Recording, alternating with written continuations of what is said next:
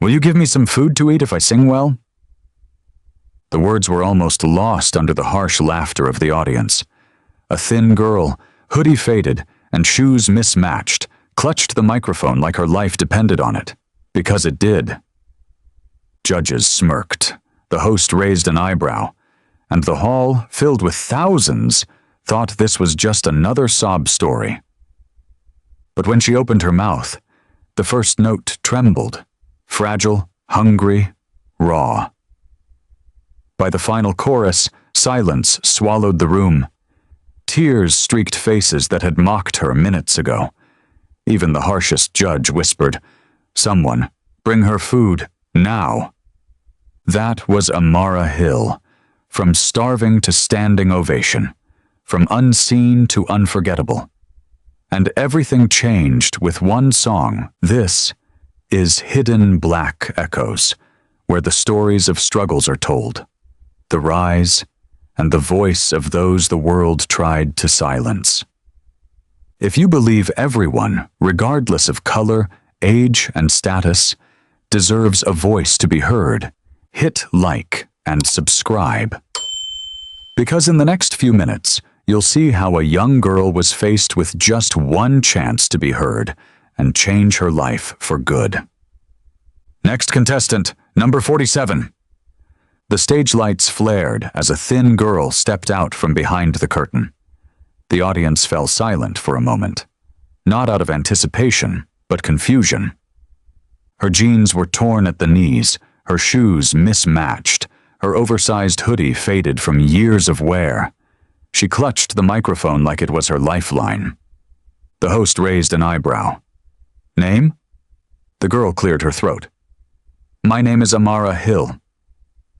Her voice was soft, almost too soft for the large hall of the Starrise talent show. "And what will you be performing today, Amara?"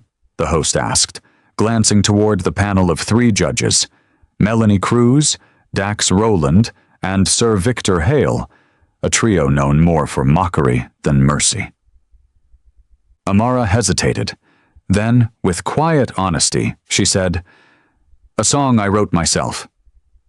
Melanie smirked. "Oh, an original. That's brave." But before Amara could start, her stomach let out a faint growl, loud enough for the microphone to catch. Laughter rippled through the audience. Melanie's smile widened cruelly. "Didn't have dinner before coming here, sweetheart?" Amara's fingers trembled on the mic. "No, ma'am," she whispered. Then, with a breath that carried years of pain, she added, "I haven't eaten since yesterday." The hall went quiet again. Even the sound guy froze. Then she said it. "Will you give me some food to eat if I sing well?" A murmur spread across the room. Disbelief, pity, even discomfort. The host blinked, unsure if she was joking. Melanie leaned back, her smirk faltering for a brief moment. "Well," she said finally, "that depends on how well you sing, doesn't it?" Dax laughed under his breath. Sir Victor said nothing, just folded his hands, eyes unreadable. Amara closed her eyes, clutching the mic tighter. The spotlight burned against her skin, but she didn't flinch. Then she began to sing. At first it was barely more than a whisper, but as the melody built, her voice grew, pure, aching, filled with the kind of emotion you only hear from someone who's known real hunger, real loss, real fight. The lyrics told of nights spent watching city lights from the street, of dreams too big for her empty stomach, of a mother's lullaby fading into memory. And somewhere between her trembling verses and the final chorus, the audience stopped breathing. Even Melanie's face softened. By the time Amara hit the last note, the room was still, not because of shock this time, but reverence, the kind that only truth can command. For a full 10 seconds, nobody moved. Then, applause. It started from the back row. One person stood, then another. Within moments, the entire hall was on their feet. Tears streamed down faces of people who didn't even know her name a minute ago. Amara just stood there, stunned, the microphone still trembling in her hands. When the applause died down, Sir Victor finally spoke, his voice deep, controlled. "Young lady," he said, "you didn't just sing well. You sang with something most people never find, soul." He paused, then added quietly, "Someone, please bring her a meal." Now. A crew member hurried backstage, and moments later returned with a plate, steaming rice, bread, and a bottle of water. When Amara saw it, her lip quivered. She tried to speak, but no words came out. Melanie, wiping a tear she pretended not to have, whispered into her mic, That's the best performance I've ever seen." The host stepped forward, voice trembling. "Ladies and gentlemen, contestant number 47, Amara Hill." Thunderous applause again. But behind the lights and noise, Amara's eyes glistened, not with pride, but with something deeper. For the first time in a long time, she felt seen. And somewhere in that crowd, a man in a tailored suit, Samuel King, CEO of King Records, leaned forward. He didn't clap. He just whispered to his assistant, "Find out everything you can about that girl." Backstage smelled of sweat, makeup, and cheap perfume. Contestants rushed past, whispering about the girl who made the judges cry. Amara sat alone on a folding chair near the exit, clutching the plate of rice she'd been given. She didn't eat fast. Each bite felt too precious. Every grain was a small victory. Her hands were still trembling. She'd sung her heart out on that stage, but part of her still couldn't believe it happened. A shadow fell across her. "Mind if I sit?" Amara looked up to see a man, tall, mid-40s, dark-skinned, wearing a gray tailored suit that looked completely out of place amid the chaos. His tie was loosened, his presence calm but powerful. "I'm Samuel King," he said, offering a gentle smile. "You have an extraordinary voice." Amara blinked. "Thank you, sir," she said softly. Samuel crouched slightly to meet her eyes. "Do you know who I am?" She shook her head. "That's good," he chuckled. "Means you're not one of those chasing fame for its own sake." He handed her a small business card, embossed with gold letters. King Records, Executive Office. Her eyes widened. "You're from King Records? The King Records?" Samuel nodded. "Yes, and I'm the one looking for the next real voice, someone the world can feel." He paused. "Tonight, that was you." Amara looked down at the card again. The edges were too clean, too expensive to belong to her world. I just came to sing," she whispered. "Didn't think anyone would notice." Samuel smiled faintly. "You didn't just sing. You made every single person in that room remember what it means to feel alive." "That's rare, Amara." Her name on his lips sounded strange, like it belonged in a place she didn't know yet. A few meters away, the host brushed past with a clipboard. "Hey, Amara! Judges are still talking about you. You'll be in the next round for sure." Amara nodded absent-mindedly, her mind still spinning from the businessman's presence. Samuel waited until the noise faded before speaking again. "You mentioned on stage you hadn't eaten since yesterday." Her shoulders tensed. "Yes, sir. I don't like saying that out loud." "You shouldn't be ashamed of it," Samuel said quietly. "You survived. That matters more than you think." Amara looked away, embarrassed. "I live with my little brother. It's just us now. We're doing our best." He studied her for a moment, her sincerity, the quiet resilience in her voice. What if I told you that you never have to worry about where your next meal comes from again? She froze. What do you mean? I want to sign you, Samuel said simply. A development contract. Voice training, housing, studio access, everything. I'll personally oversee your debut. Her fork stopped halfway to her mouth. You're serious? He nodded. Completely. Tears welled in her eyes. Why me? Because, he said, I've seen hundreds of singers chase trends, but you sang like someone who's lived every word. People don't just hear that. They believe it. A few stagehands passed by, still gossiping about her song. Did you hear her last note? Gave me chills, bro. Amara smiled faintly through the tears. I don't even have proper clothes for a music video, she said with a nervous laugh. Samuel chuckled. We'll handle that. What matters now is your voice and your heart. Everything else can be built. He stood, straightening his jacket. But I won't pressure you.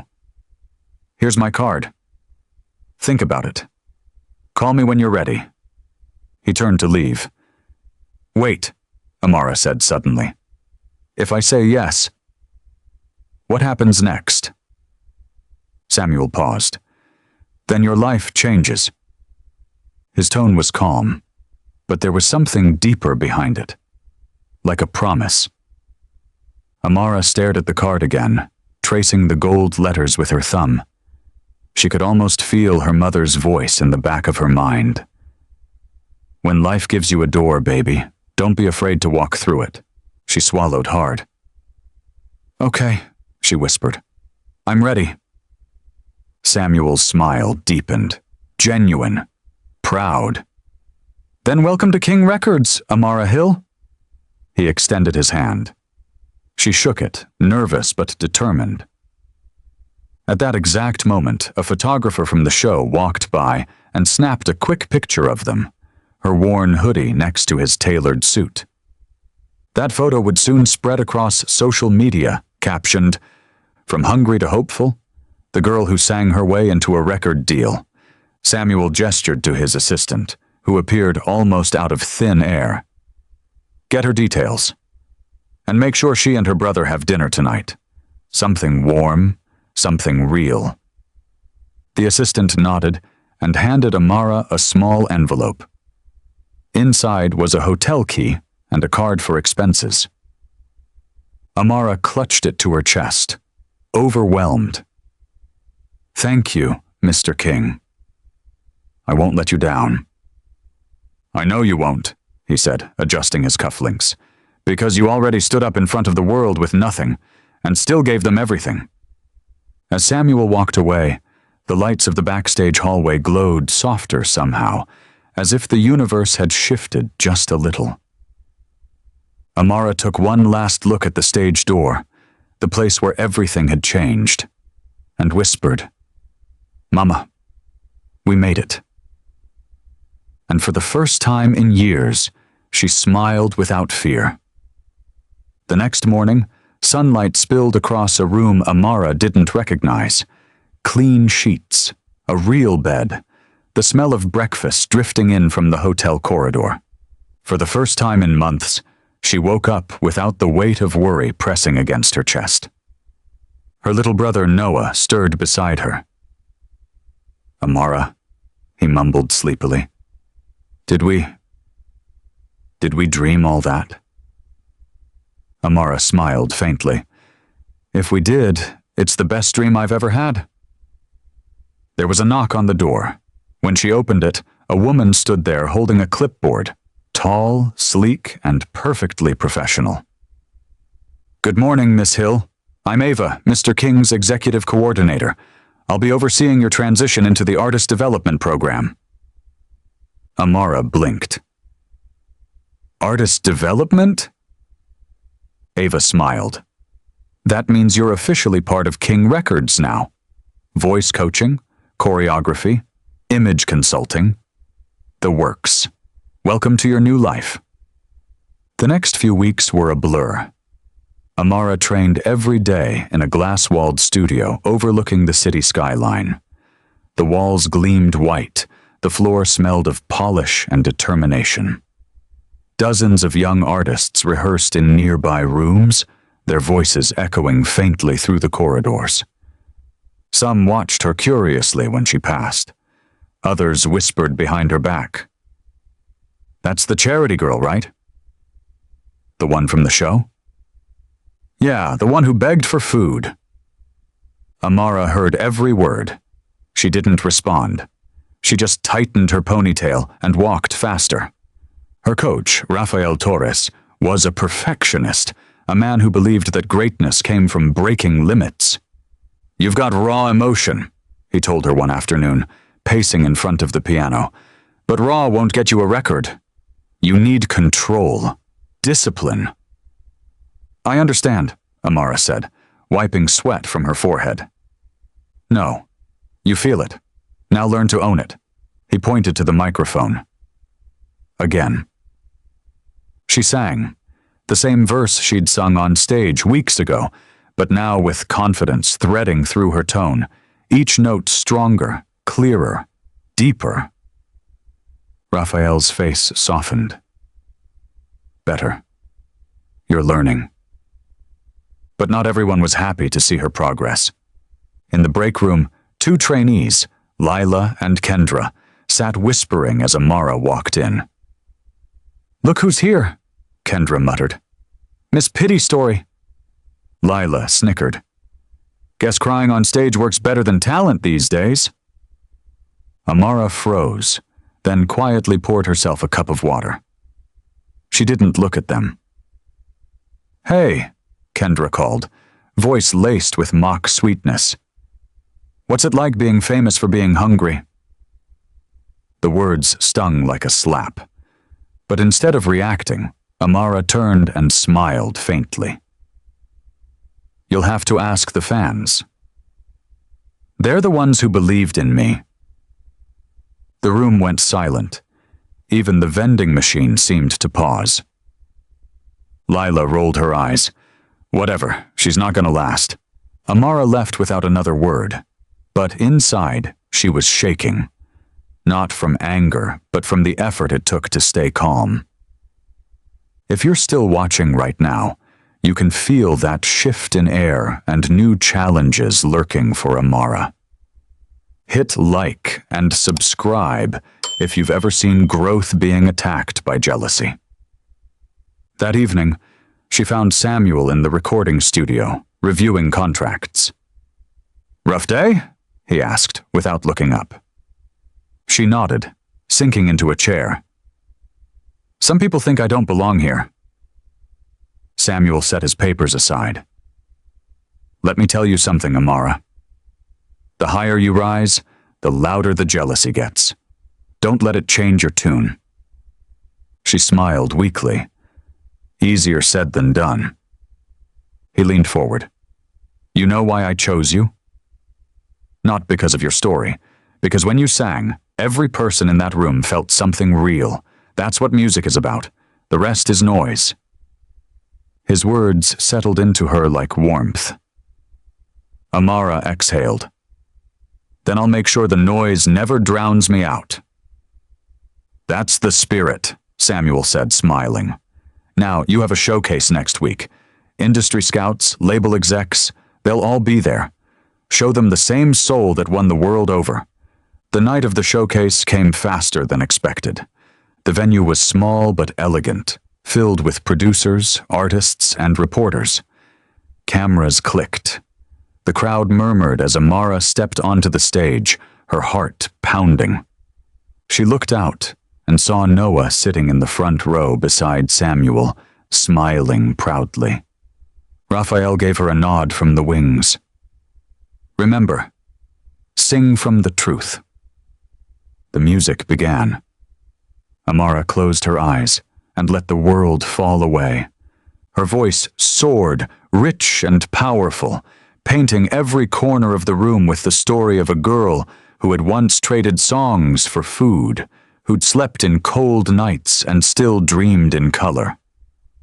When she hit the final note, silence filled the air, followed by thunderous applause. Even the same trainees who'd mocked her stood frozen, jaws slack. One of them whispered, "She's incredible." As the lights dimmed, Samuel whispered to his assistant, "She's ready." That night, social media exploded again. Clips from her performance trended within hours. From hunger to headlines, Amara Hill shines again. Amara scrolled through the comments, tears blurring her vision. Then Noah hugged her tight. "Told you, sis. You belong up there." She smiled through the tears. "I guess I finally do." Fame, Amara learned, was a double-edged sword. One moment, everyone wanted a picture. The next, they wanted a scandal. It started small, a gossip headline here, a rumor there. But one afternoon, as she stepped out of the King Records studio, flashing lights hit her face. "Amara, is it true you were caught lip-syncing at rehearsal? Are you really the product of a charity stunt? Sources say Samuel King favors you unfairly. Care to comment?" The questions crashed over her like waves. She shielded her eyes, pushing past them. Inside the building, her chest heaved. "Why are they saying these things?" she whispered to Ava, the coordinator. Ava sighed. "Someone leaked an edited clip of your training session. It makes it look like you weren't singing live." "But that's not true!" Amara's voice cracked. "I was doing vocal warm-ups without the mic on." Ava nodded. "We know. But online, truth travels slower than gossip." Hours later, Amara sat in Samuel's office, her hands shaking. "It's trending everywhere," she said. "People are saying I faked everything, that the judges helped me, that my story was staged." Samuel looked up from his desk, his expression calm but heavy. "Do you believe you faked it?" "Of course not."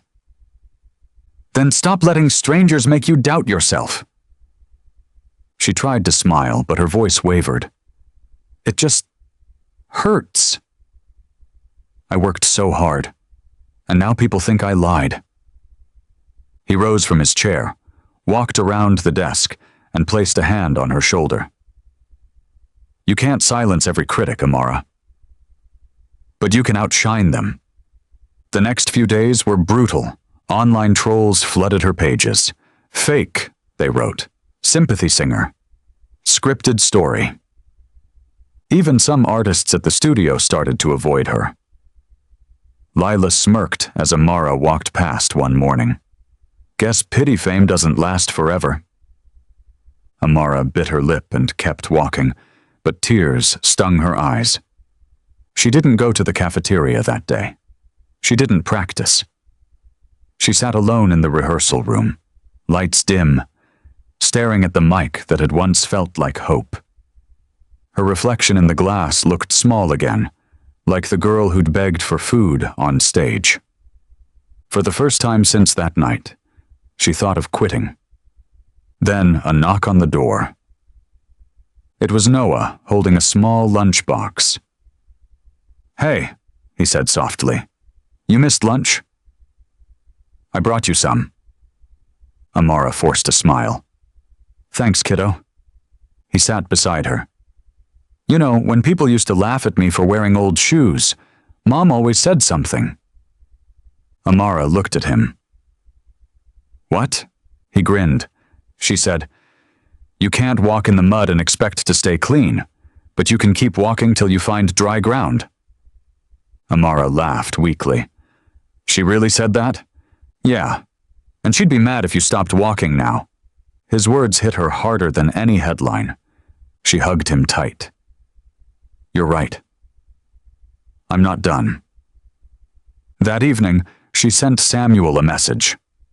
"I want to perform live. No backup, no edits. Let them hear the truth." He replied within minutes.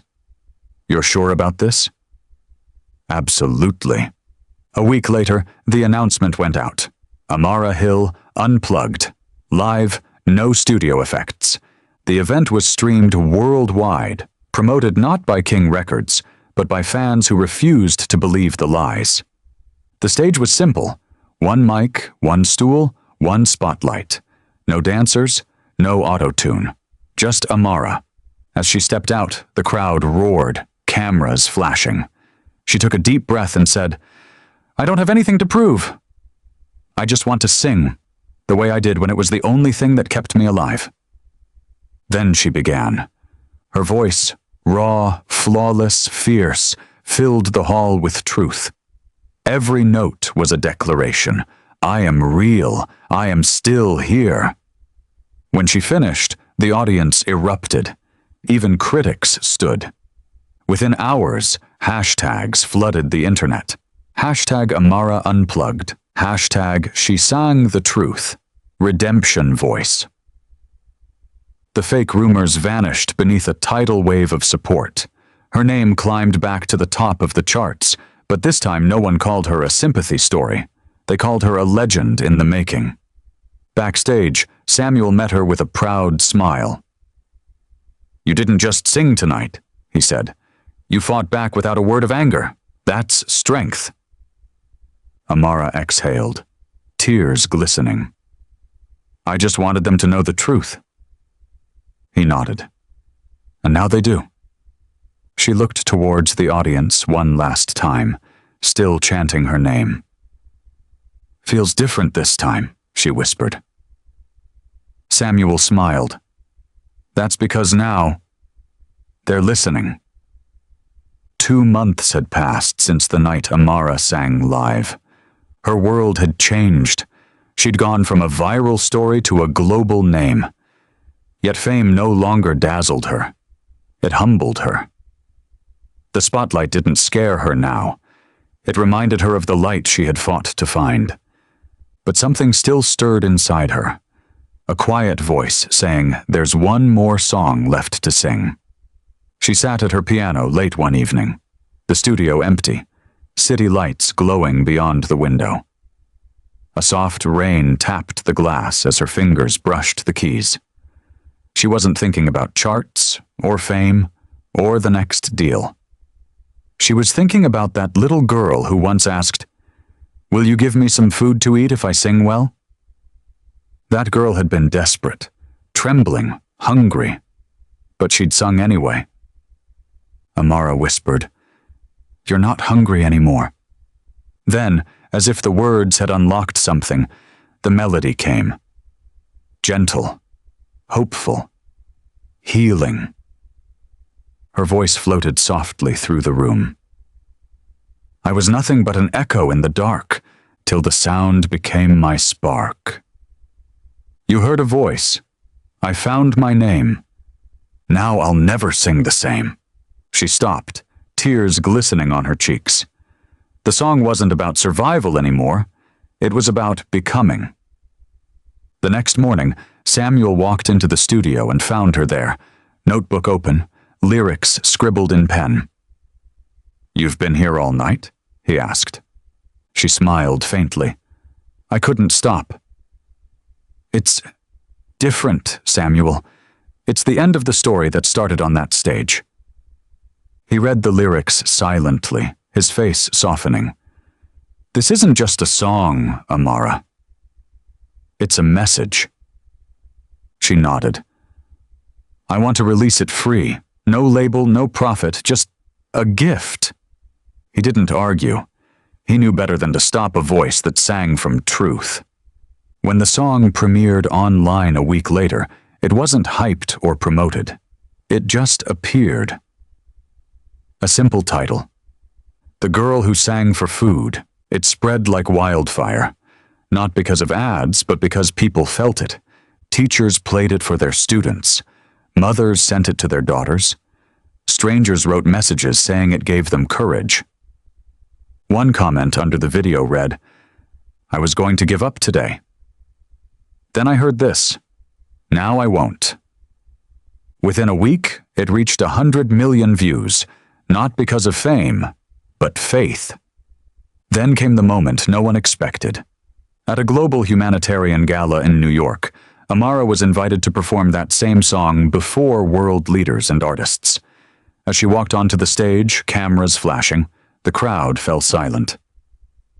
She sang the opening line, soft, trembling, real, and by the final chorus, half the room was in tears. When the lights dimmed, the audience rose to their feet. A standing ovation. And from the front row, Samuel wiped a tear from his eye. "You did it, kid," he whispered.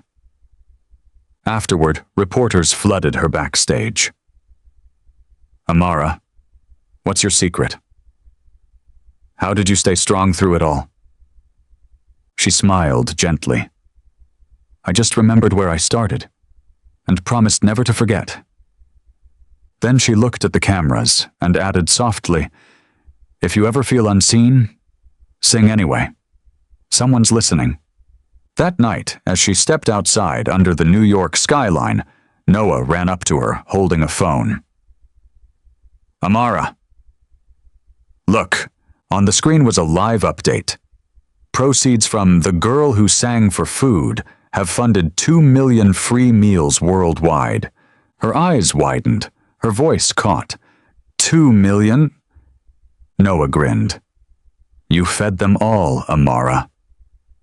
She hugged him tightly, tears falling freely now, from hunger to hope, from silence to song. She looked up at the stars and whispered, "I told you I'd sing for food." This time the whole world had listened. If stories like this remind you that anyone can rise to the spotlight, hit like and subscribe so you never miss the next story where hope and resilience birth unimaginable success.